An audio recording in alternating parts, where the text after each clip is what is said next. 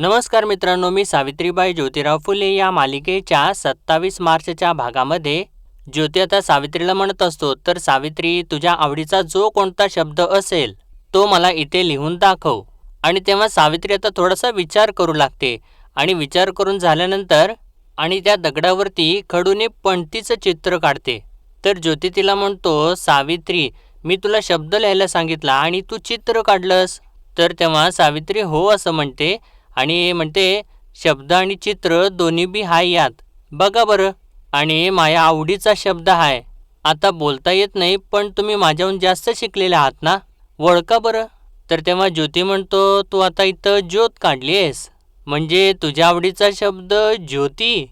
आणि असं त्यानं म्हटल्यानंतर सावित्री तर लाजत लाजत हसू लागते आणि पुढं म्हणते, नुसता आवडीचा शब्द नाही तर माणूस बी, असं म्हणून ती परत हसत लाजू लागते. आणि तेव्हा आता ज्योतीसुद्धा तिच्याकडे बघून हसत असतो. तर सावित्री पुढं म्हणते, तुम्ही पास झालात मालक. तर ज्योती म्हणतो, या परीक्षेसाठी तयार नव्हतो मी. आणि तेव्हा सावित्री अजून हसू लागते आणि आता ज्योती थोडंसं रागाने म्हणतो, हां लिहा आंबा. तर तेव्हा सावित्री आता त्या दगडावरती आंबा असं लिहू लागते. तर इकडे आता पंतांची जी बायको असते ती आतमध्ये खोलीत येते आणि ती फुलांची करंडी जी असते ती खाली ठेवते. आणि तेव्हा आता तिला तो क्षण आठवतो ज्यावेळेस ते ज्योती सावित्रीला शिकवत असतो, जाई जुई. आणि हिनेच ते सगळं काही लपून ते सर्व बघितलेलं असतं. आणि आता ते बघितल्यामुळे ती थोडीशी घाबरलेली असते आणि त्या ह्याच्यामध्येच ती आता पाणी पिऊ लागते. आणि तिला परत परत तेच क्षण सगळे काही डोळ्यासमोर येत असतात. आणि त्यावेळेसच आता तिचं लक्ष समोर ठेवलेल्या ग्रंथांच्याकडे जातं आणि ती थोडंसं आजूबाजूला बघते आणि त्या ग्रंथांच्या दिशेने जाऊ लागते. आणि ज्यावेळेस ती ग्रंथांच्या समोर जाते तर परत एकदा मागे वळून बघते आणि त्या ग्रंथांना हात लावत असताना ती घाबरत असते आणि सारखं सारखं मागं वळून बघत असते. आणि अखेर ती घाबरत घाबरत एकदम थरथरत्या हाताने त्या ग्रंथांच्या वरचं कापड काढते आणि त्यामधलं एक पान आपल्या हातामध्ये घेते. आणि त्यावेळेस आता तिला तिच्या लहानपणीचे क्षण आठवत असतात. म्हणजे ती तिच्या दादाला म्हणत असते, दादा मला सुद्धा शिकायचं आहे रे. तर तेव्हा तिच्या दादाने सांगितलेलं असतं तिला, दमू, धर्मशास्त्रात स्त्रीला शिकण्याची परवानगी नाही. तेव्हा ती कळवळीने म्हणालेली असते, दादा दादा मला शिकवणारे. तर तेव्हा तिच्या दादाने तिला शिकवलेलं असतं. तो तिला शिकवत असतो, बरं बाई म्हण आणि आता हे सगळं काही आठवत असताना पंतांची बायको खूप खुश होत असते आणि आता ती परत त्या अक्षरांच्याकडे बघू लागते.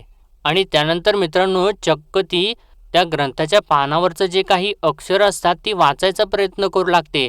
ती सुरुवातीला वाचते सत्य सत्यम आणि त्याच्या पुढचं वद सुद्धा वाचते आणि म्हणते सत्यम वद धर्मम, सत्यम वद धर्मम चर, असं ती पूर्ण वाचते मित्रांनो. आणि पुढचं वाचत असते, स्वाध्याया प्रम 10 सत्यम वचम धर्मम चर स्वाध्यायान्म प्रमहा आचार्यय, असं ती सर्व काही वाचत असते मित्रांनो. आणि इतक्यातच मागून पंत तिथे येतात आणि ते दरवाजामध्येच उभे राहतात आणि ते सगळं काही बघितल्यानंतर त्यांना खूप मोठा धक्का बसतो आणि ते रागाने लाल बुंद होत असतात. तर त्यांची बायको तर पुढचं सगळं काही वाचायचा प्रयत्न करतच असते आणि ती वाचत असलेलं बघत पंतांना तर खूप राग येऊ लागतो आणि ती आपली मूठ वगैरे आवळतात. आणि तेव्हा तिथेच एक बाजूला काठी ठेवलेली असते आणि पंत ती काठीच आपल्या हातामध्ये घेतात आणि पुढे जातात आणि मागून त्यांच्या बायकोच्या पाठीवरती जोराने काठीने प्रहार करतात. तर तेव्हा त्यांच्या बायकोला जोराचं लागतं आणि ती एकदम जोराची ओरडते. तर तेव्हा पंत काही थांबत नाही. जेव्हा ती मागे वळून बघते तर तेव्हा पंत काठीने जोराने तिला मारू लागतात आणि तेव्हा ती खालीच कोसळते. आणि ती ओरडतात तिच्यावरती, तुझी हिंमतच कशी झाली ग्रंथाला हात लावण्याची. तर त्यांची बायको रडू लागते आणि म्हणते, नाही मी फक्त बघत होते. तर तेव्हा पंत परत तिला एक जोराची काठी मारतात आणि तिला म्हणतात, तू पाप केले आहेस पाप. ज्या घरात वेदवाणी नांदते त्याच घरात तू पातक केलंस, धर्मशास्त्राच्या विरोधात कृत्य केलंयस, असं म्हणून तिला परत जोराने मारू लागतात. तर तेव्हा त्यांची बायको जोराने रडू लागते आणि हात जोडत म्हणते, माफ करा, चूक झाली माझी, माफ करा मला. तर तेव्हा पंत म्हणतात, या कृत्याला माफी नाही, तुला प्रायश्चित्त घ्यावं लागेल. ज्या हाताने तू धर्मग्रंथाला स्पर्श केलास त्याच हातावरती प्रायश्चित्त, हात पुढे कर. तर तेव्हा त्यांची बायको रडत रडत आपला हात पुढं करते आणि पंत तिला आता त्या हातावरती जोर जोराने काठीने मारू लागतात. आणि त्यांची बायको आता रडत रडत बोलू लागते, म्हणते मी ग्रंथाला हात लावला तर तुम्ही मला मारत आहात. आणि तिकडे तिकडे तो माळ्याचा ज्योती आपल्या पत्नीला अक्षर गिरवायला शिकवतोय आणि त्याचं तर तुम्हाला काहीच नाही का हो. आणि असं तिने सांगितल्यानंतर आता पंत तर एकदम जास्त रागाने लालबुंद होतात आणि ते विचारतात, काय म्हणतेस तू आणि हे तुला कोणी सांगितलं. तर तेव्हा त्यांची बायको म्हणते, सांगायला कशाला पाहिजे, जाऊन बघा तुम्ही. तर तेव्हा पंत अजून रागाला येतात आणि ती काठी फेकून देतात आणि रागारागात तिथून निघून जातात. आणि तेव्हा त्यांची बायको खूप जोराने रडत असते. आणि त्यानंतर आता सर्वजण मिळतात आणि गंगाधर शास्त्रींच्याकडे जातात. तर तेव्हा एकजण म्हणत असतो शास्त्रींना, अहो शास्त्री, आता तर हद्द झाली, त्या माळ्याच्या ज्योत्याने ताळतंत्रच सोडलेले आहे.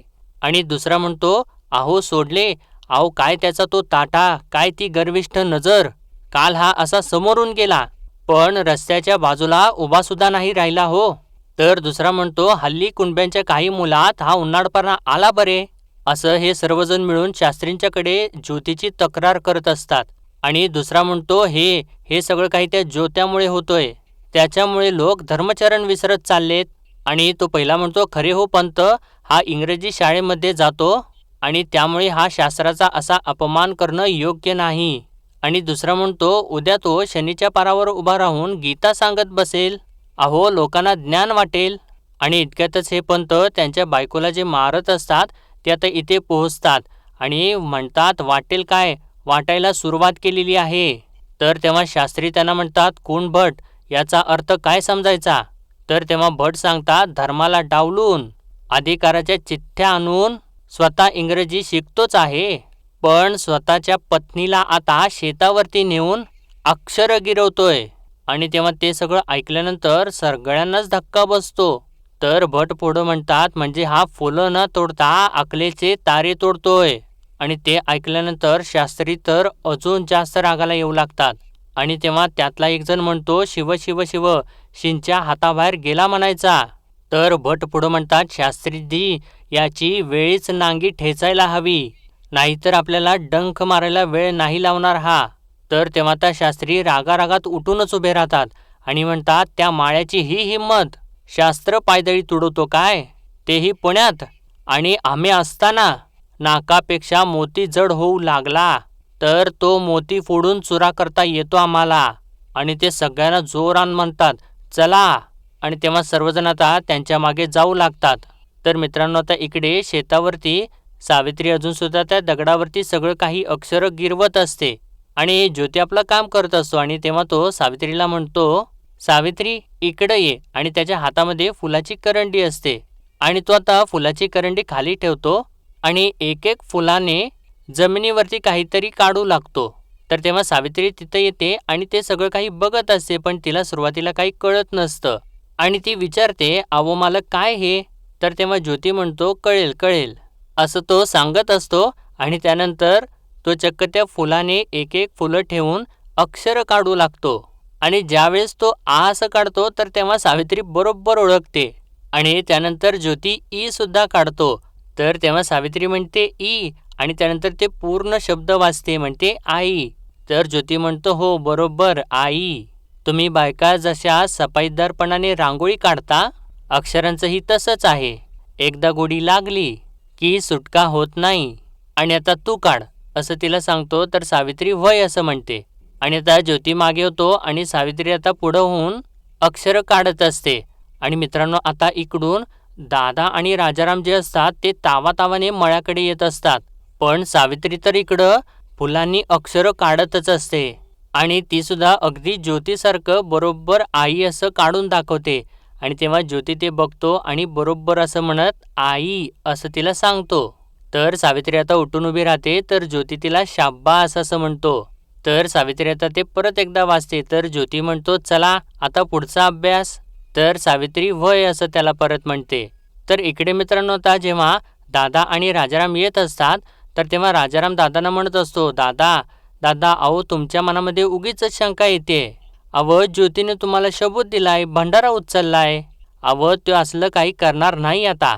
तेव्हा दादा म्हणतात भावाची खात्री आहे तर तेव्हा राजाराम म्हणतो होय हाय. तर तेव्हा दादा म्हणतात बघू, काय घोडं मैदान काही लांब नाही. तर तेव्हा राजाराम म्हणत असतो अहो दादा पर ऐका तरी माझं. तर तेव्हा दादा म्हणतात नाही चल तू ये अगोदर. असं म्हणून ते मळ्याच्या दिशेने चाललेलेच असतात. तर इकडे आता सावित्री परत त्या दगडावरती अक्षरं लिहू लागते, विहीर कळशी. आणि जेव्हा सावित्री असं भराभरा लिहित असते तर तेव्हा ज्योती तर तिच्याकडे एकसारखा बघतच राहतो आणि त्याला खूप आश्चर्य वाटत असतं. तर तेव्हा आता सावित्री सगळं काही लिहून झाल्यानंतर ज्योतीकडे बघते. तर मित्रांनो तेव्हा त्याच्या डोळ्यामधून पाणी आलेलं असतं. तर तेव्हा सावित्री विचारते अहो मालक काय झालं. तर ज्योती म्हणतो नाही नाही काय नाही.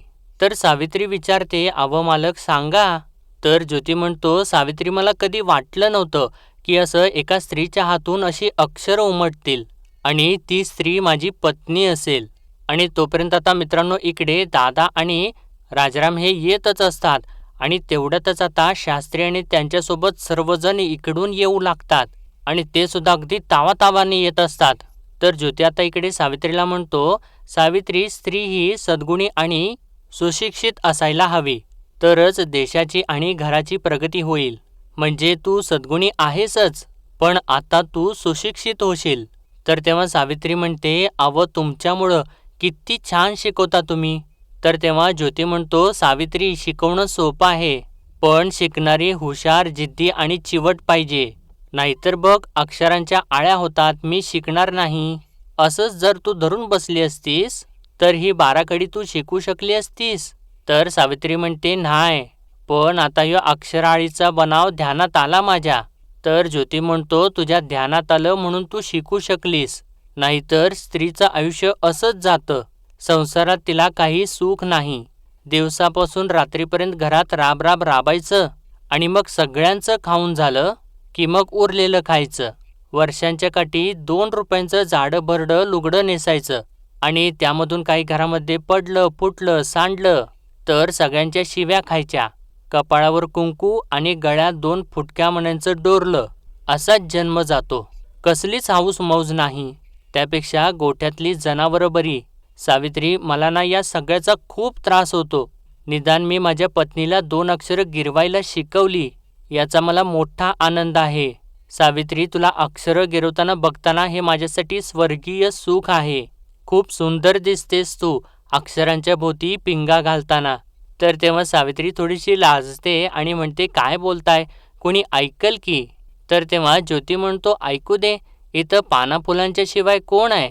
आणि मित्रांनो आता इकडून आता शास्त्री जेव्हा येत असतात तर ते इतके रागात असतात की चालता चालता त्यांचा तोल जात असतो. तर तेव्हा बाकी सर्वजण त्यांना सावरतात आणि ते आता रागारागात म्हणतात या ज्योत्यामुळे मला काटे तुडवावे लागत आहेत आणि कुठं या सिंच्याचा मळा. आणि म्हणतात गोष्टी आता पुढच्या थराला गेलेल्या आहेत, आता त्याला सोडायचा नाही. तर भट म्हणतात सुरुवातीलाच याला शेंदूर पाजायला हवा होता. तर शास्त्री म्हणतात मग आता पाजा, शेंदूर काय महाग झालेला नाही. असं म्हणून ते आता परत पुढे चालू लागतात. तर ते जात असताना मागे एक जण कुणभटांना थांबवतो आणि त्यांना विचारतो वार्ता खरी आहे ना. तर भट म्हणतात ही वार्ता खरी आहे. तर तो म्हणतो बघा बाबा, जर काही गडबड झाली तर शास्त्री बुवांचा संताप माहीत नाही तुम्हाला. तर तेव्हा भट म्हणतात तुम्ही निश्चिंत राहा चला. असं म्हणून ते आता दोघे परत पुढे चालू लागतात. तर आता इकडे सावित्री ज्योतीला म्हणते तुम्ही असं लागट बोललात तर मग हे समद ध्यानातनं जातं बघा माझ्या. तर तेव्हा ज्योती म्हणतो असं का, बरं राहिलं. पण सावित्री एक गोष्ट सांगतो तू लक्षात ठेव, अत्याचारी गडीच्या विटा अशाच निखळायच्या असतात. आज एक उद्या दुसरी. आज तू शिकलीस ना की तुझी प्रेरणा घेऊन दुसरी शिकल. ती कवळ्याची सुमन शिकल, पारूवहिनी शिकल. असाच तर कणाकणाने पर्वत बनत जातो सावित्री, नाही का. तर तेव्हा सावित्री सुद्धा म्हणते वय हो. तर ज्योती म्हणतो सावित्री तू शिक, अगं अशी निसर्गाची शाळा शिकणारी तू दुर्मिळ आहेस. तर सावित्री म्हणते आणि शिकवणारा बी दुर्मिळ हाय. तर तेव्हा ज्योती हसतो आणि म्हणतो हो खराय. आणि म्हणतो तू आता अक्षर गिरव, मला मळ्यात काम आहे आणि अण्णा याच्यात सगळा अभ्यास संपव. तर सावित्री म्हणते व्हय. तर ज्योती म्हणतो येतो. असं म्हणतो तिथून उठतो आणि निघून जातो. आणि सावित्री तर त्या गोष्टींचाच विचार करत असते. आणि इकडे आता राजाराम आणि दादा येत असतात. तर तेव्हा दादा थोडेसे दमतात. तर राजाराम म्हणतो, दादा अहो उगाच धावाधाव करताय तुम्ही. अहो आता जर ज्योतीला समजलं की तो मळ्यात काय करतोय हे बघायसाठी आपण आलोय तर उगा वाईट वाटेल त्याला. तर तेव्हा दादा म्हणतात, अरे राजारामा जन्म दिलाय रे म्या, माझ्या एवढं त्याला कोण ओळखतंय सांग. आणि दुसरं म्हणजे ही माणसं आपल्या वाईटावर किती आहेत ते तुला ठाव आहे ना व. आणि तेवढ्यातच मित्रांनो आता इकडे शास्त्री आणि त्यांचे सहकारी जे असतात ते सगळे मळ्याच्या दिशेने येतच असतात. आणि इकडे आता दादा पुढं म्हणतात, राजारामा आपल्याला सावध राहायला पाहिजे, हेलपाटा होईल होऊ देत, पण चल असं म्हणून ते पुढे बघतात. तर मित्रांनो पुढून आता शास्त्री आणि त्यांचे सहकारी येत असताना त्यांना दिसतात. आणि त्यांना बघितल्यानंतर या दोघांना सुद्धा मोठा धक्काच बसतो. आणि दादा म्हणतात, शास्त्री बुवा. तर राजाराम सुद्धा घाबरतो आणि म्हणतो, दादा शास्त्री बुवा इकडं काय करते ती आणि आपल्याच मळ्याकडे यायला लागल्या ती. दादा अव लई माणसं दिसत्या ती. तर तेव्हा दादा म्हणतात, म्या काय म्हणालो होतो तुला आत्ता, आली का पर्ची ती, घ्या आता, चल चल लवकर असं म्हणून आता हे दोघे सुद्धा परत धावत आता मळ्याकडे जाऊ लागतात. तर इकडे आता ज्योती तर मळ्यामध्ये काम करत असतो आणि त्याचं लक्ष लांबून सावित्रीकडे असतं सुद्धा. तो मधून मधून सावित्रीकडे बघत सुद्धा असतो. आणि इकडे सावित्री अक्षरं गिरवतच असते. आणि तेवढ्यातच आता इकडे दादा आणि राजाराम शास्त्रींच्या समोर येतात आणि त्यांना दादा आता रामराम देवा म्हणतात. तर तेव्हा शास्त्री त्याला म्हणतात, काय रे गोंद्या, बरं झालं इथंच भेटलास, शेतात चाललायस ना. तर तेव्हा दादा म्हणतात, वय देवा, आणि तुम्ही इकडं कुठं मळ्याच्या वाटेवर. तर तेव्हा शास्त्री म्हणतात, मळ्याच्या वाटेवर नाही, मळ्यातच चाललोय तुझ्या. आणि असं त्यांनी म्हटल्यानंतर दादांना आणि राजारामला तर धक्काच बसतो आणि ते दोघे धक्क्याने एकमेकांच्याकडे बघू लागतात. तर राजाराम म्हणतो, शास्त्री बुवा, नाही म्हणजे तुम्हाला फुलं पाहिजे होती तर तसा निरोप धाडायचा, घरपोच केली असती की. तर तेव्हा दादासुद्धा म्हणतात, वय देवा.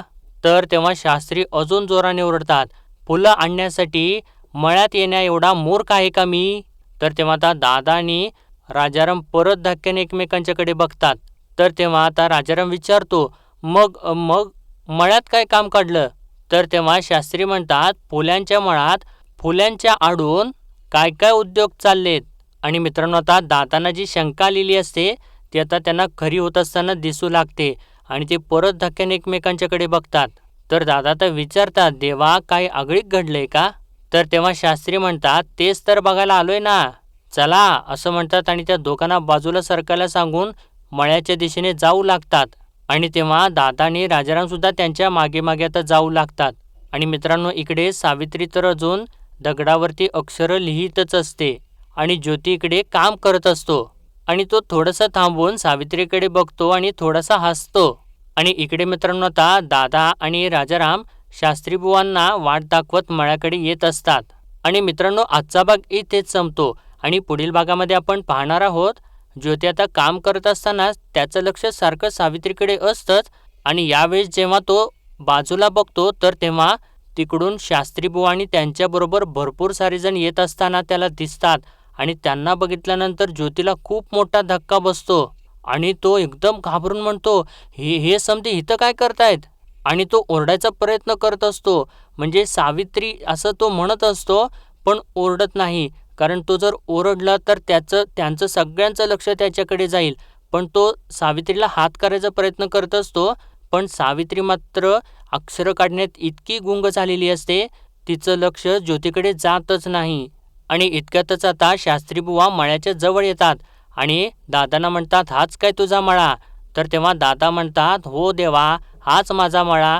तर तेव्हा आता सावित्रीच्या कानावरती त्यांचे शब्द पडतात आणि ते ऐकल्यानंतर आता सावित्री खूप घाबरते. आणि जोपर्यंत ती आता उठून ते सर्व काही पुसणार असते इतक्यातच आता ते सर्वजण तिथे येऊन उभा राहतात आणि त्यांच्यासोबत आता दादा आणि राजाराम सुद्धा असतात. आणि ते सगळं काही बघितल्यानंतर आता मित्रांनो ते दोघे तर खूपच घाबरतात, पण ज्योती मात्र तिकडे आडोशाला उभारलेला असतो. तर मित्रांनो आजच्या पुरते एवढंच आणि भेटूया परत उद्याच्या भागामध्ये. तोपर्यंत आपल्या व्हिडिओला लाईक, शेअर आणि सबस्क्राईब नक्कीच करा. धन्यवाद.